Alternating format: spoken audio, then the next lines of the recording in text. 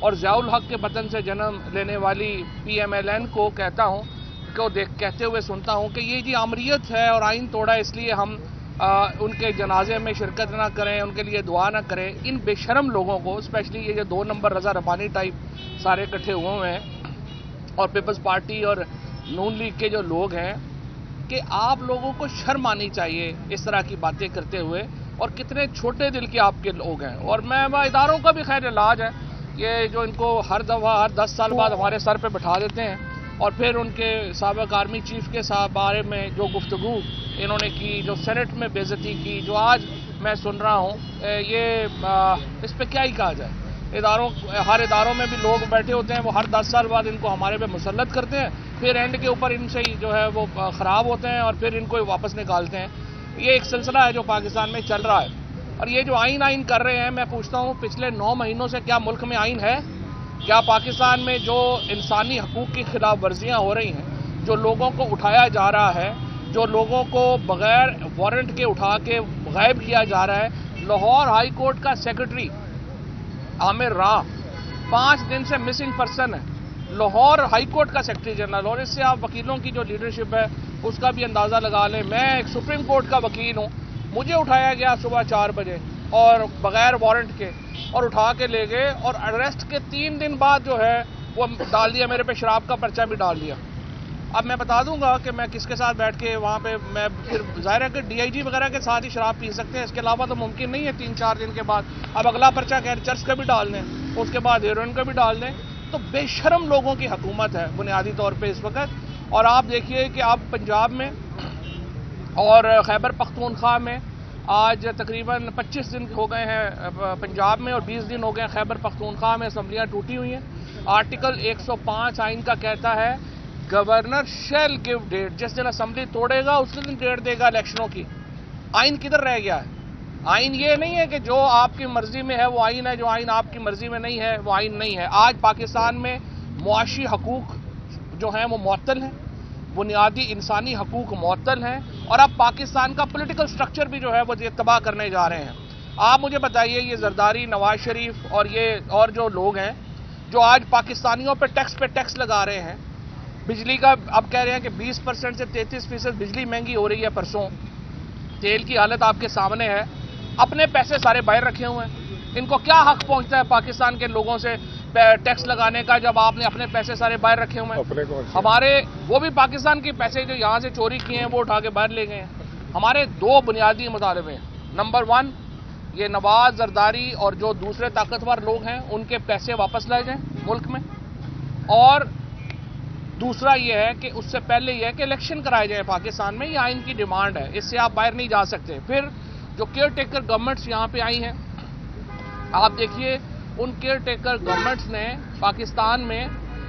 پاکستان کے اندر جو care taker governments لگی ہیں، انہوں نے اپنے اثاثے ڈکلیئر نہیں کیے۔ اب تک جو ہے وہ ان کے اثاثے ڈکلیئر نہیں ہوئے پہلے گرفتاری میں دوں گا، اور باقی لوگ بھی گرفتاریاں پہلے لیڈرشپ گرفتاری دے گی۔